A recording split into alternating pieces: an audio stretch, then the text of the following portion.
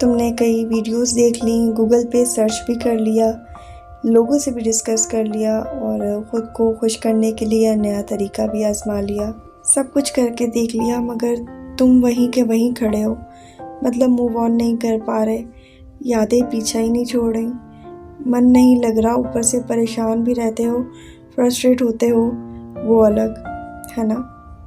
तो एक सच कहूँ, तुम जितना मूव ऑन करने की कोशिश करोगे तुम कभी मूव ऑन नहीं हो पाओगे, क्योंकि जहाँ तुम्हें प्रेजेंट पे फोकस करना चाहिए वहाँ तुम बीते कल की बातों को, उन यादों को भुलाने की कोशिश में लगे रहते हो। इसलिए तुम्हारी सारी कोशिश बेकार हो जाती है, क्योंकि and of the day focus तो उधर ही है ना।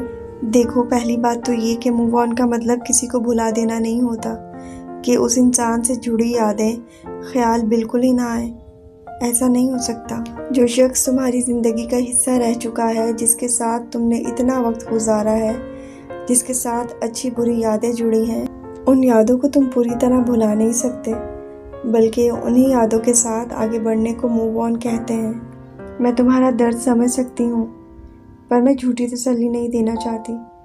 ब्रेकअप के बाद जो इमोशनल पेन होता है उससे तो तुम्हें गुजरना ही पड़ेगा ना। अगर तुम इन इमोशन से दूर भागोगे, इन्हें दबाने की, इग्नोर करने की कोशिश करोगे, तो वो बातें, वो ख्याल घूमते ही रहेंगे दिमाग में। हाँ, अगर खामोश होकर तुमने इन इमोशंस थॉट्स को होने दिया तो फिर इनका ज़ोर ख़त्म हो जाता है। इसलिए अपने माइंड से लड़ो मत। माइंड बहुत पावरफुल है, इससे लड़कर आज तक कोई नहीं जीत पाया।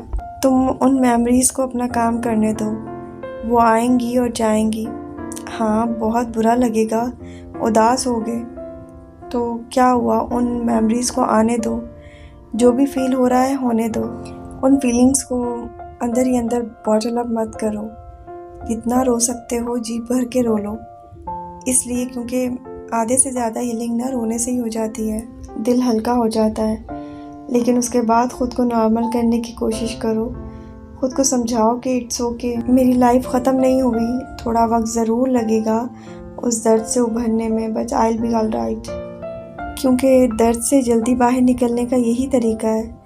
इस पेन को डील करो, और लोग यही नहीं करना चाहते। वो इसके बदले किसी टेम्परेरी चीज़ों का सहारा लेते हैं ताकि उन्हें वो दर्द महसूस ना हो। यही गलती वो करते हैं कि ब्रेकअप के बाद या तो किसी दूसरे रिलेशनशिप में चले जाते हैं, या फिर वो गलत एडिक्शन का शिकार हो जाते हैं, और नहीं तो वो अपने एक्स को जेलस फील कराने के चक्कर में किसी और के साथ मूव ऑन कर लेते हैं, ये दिखाने के लिए that I can stay without you, you are the not only person, in fact I am happier, more happier than before. वो सोचते हैं ये सब करके वो इस दर्द को भर सकते हैं, जबकि वो और ज़्यादा अंदर ही अंदर सफ़र कर रहे होते हैं। इसलिए वो मूव ऑन नहीं कर पाते, क्योंकि उन्होंने इससे सबक नहीं लिया होता, सीखा नहीं होता। ऐसा क्यों हुआ, कहाँ गलती हुई, क्या वजह रही होगी इस ब्रेकअप की। इसी वजह से उनके दूसरे रिश्ते में भी वही प्रॉब्लम्स होती हैं, फिर से ब्रेकअप होता है। तो तुम ये गलती मत करना, बल्कि इस दौरान खुद को पूरा वक्त देना। देखो ये सब क्यों हुआ, कहाँ गलती हुई तुमसे, ऐसी सिचुएशन क्यों बनी आप दोनों के बीच, और जब समझ में आने लगे तो उस पर काम करो, अपनी खामियों को सुधारो, लेकिन ख़ुद के साथ इतनी जल्दबाजी मत करो, वरना जैसे कल का रिलेशनशिप ख़राब हुआ वैसे नेक्स्ट रिलेशनशिप भी ख़राब होना है।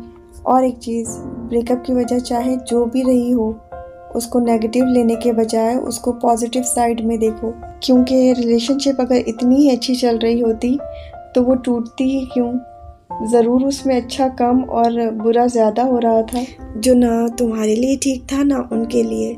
इसलिए ख़ुद को ब्लेम करना बंद करो। कोई परफेक्ट नहीं होता, कुछ जगह पर अगर तुम सही हो तो कुछ जगह पर वो भी सही हैं। पूरी तरह से कोई भी गलत नहीं होता। ठीक है, वो उनका डिसीजन है कि वो रिलेशनशिप को कंटिन्यू नहीं करना चाहते, इट्स फाइन।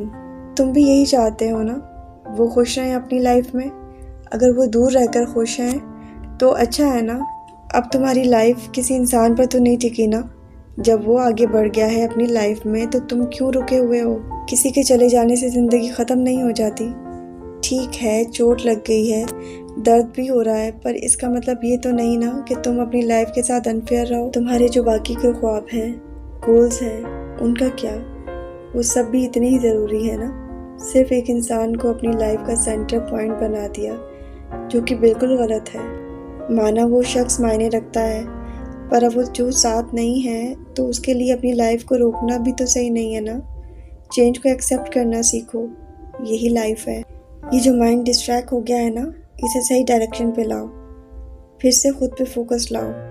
और हाँ, एकदम से नहीं होगा, आहिस्ता आहिस्ता प्रैक्टिस के साथ हो जाएगा, क्योंकि माइंड को आदत हो गई है उसकी। इसलिए इस हैबिट को तुम्हें नई आदत से रिप्लेस करना पड़ेगा। जैसे अच्छी बुक्स पढ़ो, अच्छी मूवीज़ देखो, बाहर घूमने जाओ, कुछ नया सीखो, अपने करियर पे फोकस करो, सही लोगों के साथ टाइम स्पेंड करो।